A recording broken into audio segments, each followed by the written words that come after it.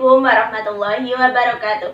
Halo semua, saya Dwi Umi Nadila beserta kelompok saya dari kelompok 4 angkatan 25 golongan 3 peserta Latsar CPNS tahun 2022 Kota Pekalongan.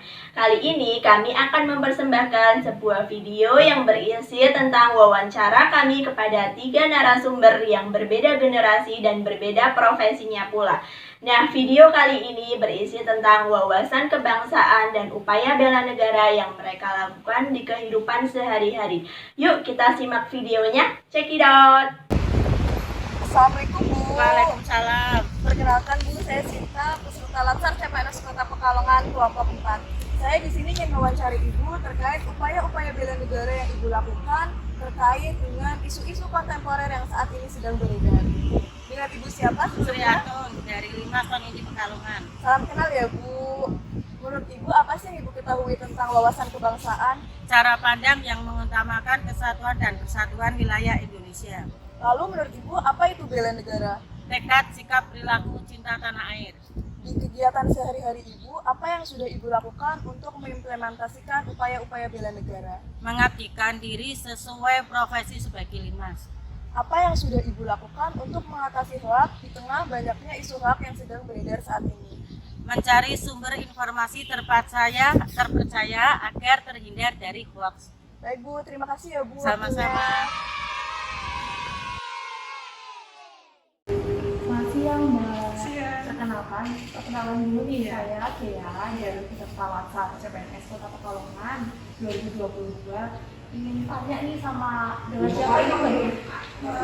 Vidi Iya. dari mahasiswa UIN Gusdur. UIN Gusdur. Iya. Jurusannya apa nih? Jurusan Pertanian Syariah. Ini kali ini saya mau tanya-tanya nih pendapat Mbaknya tentang wawasan kebangsaan sama bela negara. Menurut Mbaknya wawasan kebangsaan itu apa sih? Wawasan kebangsaan itu kayak kita cara memandang Indonesia itu seperti apa, kayak untuk saat ini kan banyak sekali isu-isu ya.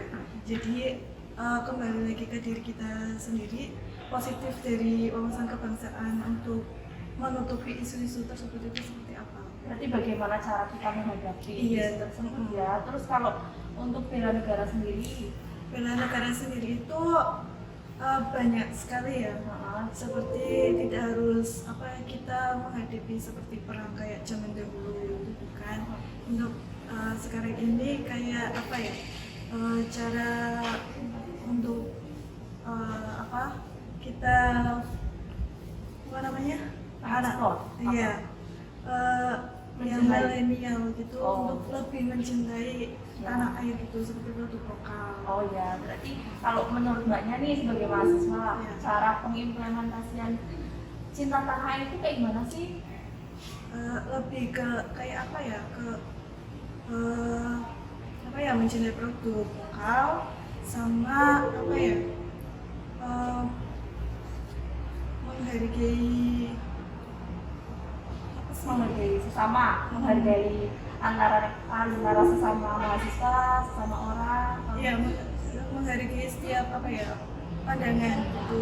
Jadi setiap pendapat itu kan secara berbeda, tapi kita sebagai mahasiswa juga harus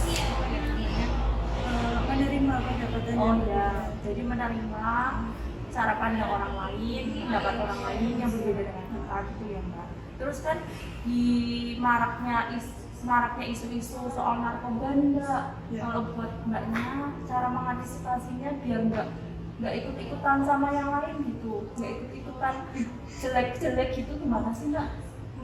Menurut saya pribadi, saya lebih cenderung pemilih sama teman sih. Oh, memilih teman, berarti Iya. nggak, maksudnya bukan memilih teman yang dalam hal negatif ya Mbak, cuma yang baik-baik ya diambil. Iya. Kalau untuk diri sendiri lebih baik tidak berteman cukup banyak, lebih ke memilih saja. Oh, selektif. Selektif Iya. gitu untuk menghindari yang seperti itu juga. Iya. Sama untuk diri kita sendiri itu mempunyai kesadaran diri. Oh ya, kesadaran. Nah, jadi kita itu punya pedoman teguh bagi diri kita. Untuk apa sih kayak gitu? Oh iya. Terima kasih ya Mbak, terima kasih banyak. Assalamualaikum warahmatullahi wabarakatuh. Terima kasih kepada Bapak Alan yang sudah meluangkan waktunya untuk bersedia menjadi narasumber kali ini. Langsung saja, nggih. Saya di sini mewakili teman-teman akan bertanya mengenai wawasan kebangsaan dan juga bela negara. Nah, pertanyaan yang pertama, apa sih yang Bapak ketahui tentang wawasan kebangsaan? Wawasan kebangsaan itu berarti menurut saya Mbak ya? Iya, menurut Bapak saja. Wawasan kebangsaan itu menurut saya berarti pengetahuan tentang bangsa Indonesia, mungkin sejarahnya juga, terus hal-hal yang perlu dipahami dan dilakukan warga negara agar semakin cinta, mungkin ya, cinta tanah air. Mungkin itu wawasan kebangsaan, Mbak. Nggih, sudah nggih. Nah, kemudian yang kedua, menurut Bapak arti bela negara menurut versinya Bapak sendiri apa nggih? Bela negara, sebelumnya belum pernah tak pikirkan tentang itu, tapi oke. Bela negara menurut saya itu berarti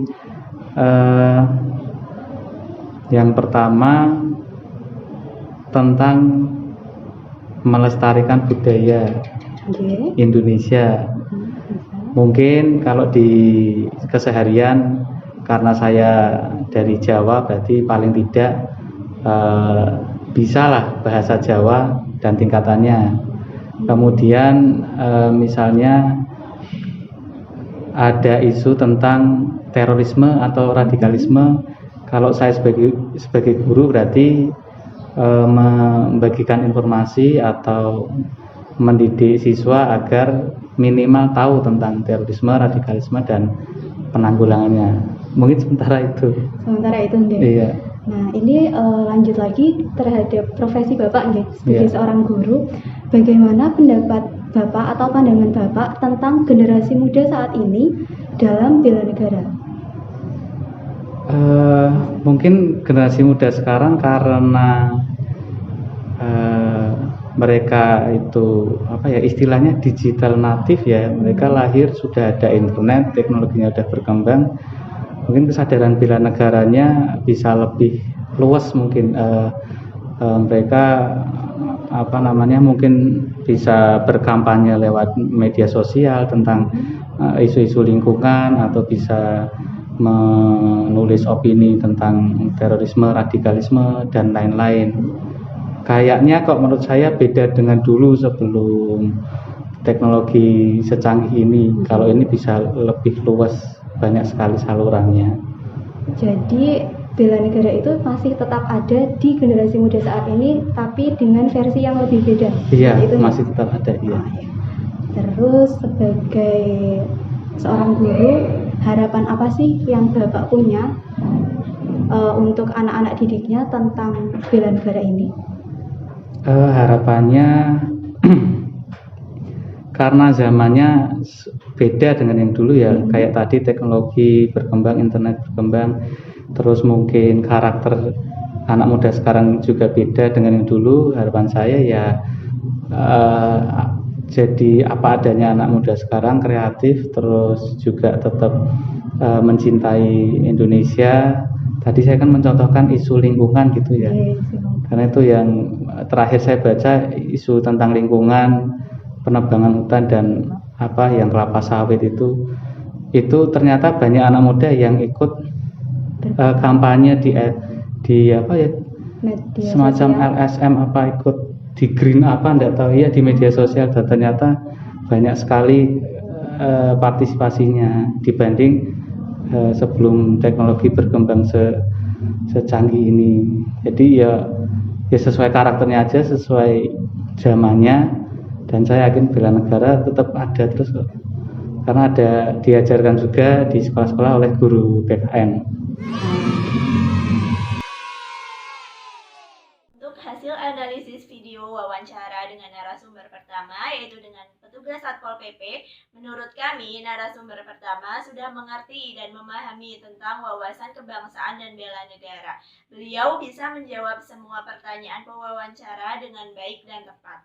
Untuk narasumber kedua, yaitu dengan mahasiswa, menurut kami narasumber yang kedua kurang memahami tentang bela negara saat menjawab pertanyaan pewawancara, terlihat bingung dan masih dibantu untuk menjawabnya. Dan untuk narasumber ketiga, yakni guru, menurut kami narasumber ketiga sudah memahami dan mengerti tentang wawasan kebangsaan dan bela negara.